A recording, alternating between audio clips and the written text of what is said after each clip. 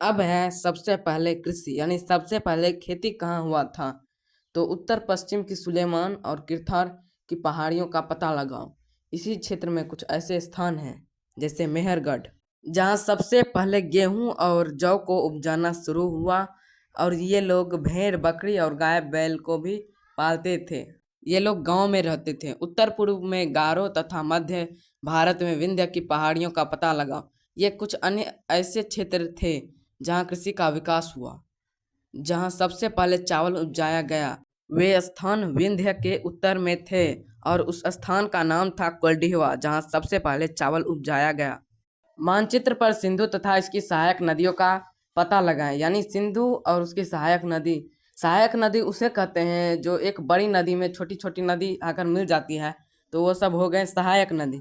लगभग 4700 वर्ष पूर्व इन्हीं नदियों के किनारे यानी इसी नदी के तट पर कुछ नगर फूले फले कुछ आरंभिक नगर फूले फले। गंगा व इसकी सहायक नदियों के किनारे तथा समुद्र के तटवर्ती इलाकों में नगर का विकास लगभग 2500 वर्ष पूर्व हुआ। यानी गंगा नदी के तट पर 2500 वर्ष पूर्व आरंभिक नगर बसने लगे और समुद्र के तट पर भी 2500 वर्ष पूर्व आरंभिक नगर बसने लगे।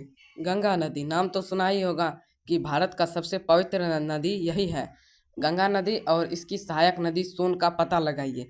गंगा के दक्षिण में इन नदियों के आसपास का क्षेत्र प्राचीन काल में मगध यानी बिहार, जो वर्तमान में अभी बिहार के नाम से जाना जाता है। इसके शासक बहुत ही पावरफुल यानी शक्तिशाली थे।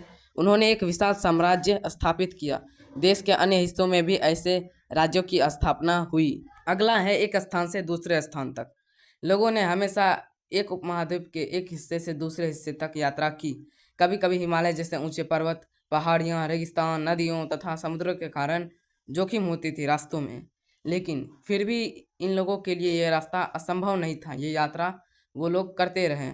अतः कभी काम के तलाश में जाते थे तो कभी प्राकृतिक आपदा जैसे भूकंप, बाढ़, इन सभी के कारण एक स्थान से दूसरे स्थान तक जाते थे। कभी कभी सेनाएं दूसरे स्थानों पर विजय यानी जीत हासिल करते थे तो तब जाया करते थे। और इसके अलावा व्यापारी अपने काफिले में जहाज़ों में मूल्यवान यानी कीमती वस्तुएं लेकर एक स्थान से दूसरे स्थान तक बेचने के लिए व्यापार के माध्यम से जाया करते थे। धार्मिक गुरु अपने शिक्षा लेकर एक स्थान से दूसरे स्थान तक जाया करते थे। कुछ लोग तो नए स्थान की खोज में निकल पड़ते थे उत्सुकतावश। और इन्हीं सभी यात्राओं के माध्यम से लोग एक दूसरे के विचारों को जानते हैं। तो हमने जाना कि लोग एक स्थान से दूसरे स्थान तक यात्रा क्यों करते थे। इनके लिए बहुत सारे कारण हैं। अब आया देश का नाम, जो है इंडिया और भारत। यदि आपसे कोई पूछे आपका देश का नाम क्या है, तो आप जवाब देंगे भारत या इंडिया। तो ये नाम आया कहाँ से? इंडिया शब्द का नाम इंडस से निकला है, जिसे संस्कृत में सिंधु कहते हैं। और आप लोग सिंधु नदी के बारे में तो जानते ही हैं। अपने एटलस में ईरान और यूनान का पता लगाओ। लगभग 2500 वर्ष पूर्व पूर्व उत्तर पश्चिम की ओर से आने वाले ईरानियों और यूनानियों ने सिंधु को हिंदोस अथवा इंडोस और इस नदी के पूर्व स्थित भूमि प्रदेश को इंडिया कहा।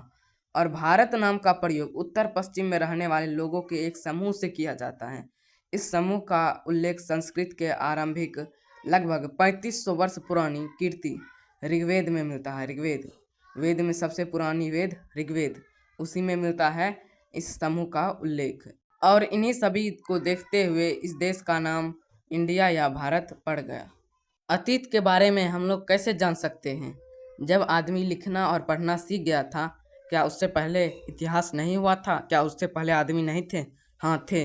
तो उस समय का इतिहास कैसे जानेंगे? क्योंकि उस समय का किताब तो है नहीं। तो उस समय में पांडुलिपि लिखा जाता था। तो चलिए जानते हैं पांडुलिपि क्या है। अतीत की जानकारी हम कई तरह से प्राप्त कर सकते हैं। इनमें से एक तरीका अतीत में लिखी गई पुस्तकों को ढूंढना और पढ़ना है। ये पुस्तकें हाथ से लिखी होने के कारण पांडुलिपि कही जाती है। अंग्रेजी में पांडुलिपि को मैन्युस्क्रिप्ट कहते हैं और लैटिन भाषा में मैनो का अर्थ हाथ है। पांडुलिपियों को अक्सर तारपत्र या भोजपत्र पर लिखा जाता है। ध्यान से सुनिए, पांडुलिपियों में राजा महाराजा, प्रजा, विज्ञान और उस समय की किस्से, कहानियां, रीति रिवाज, बाकी बात धार्मिक मान्यताओं को लिखा गया है। ये है पांडुलिपि। आप इनको पढ़ने की कोशिश कर सकते हैं।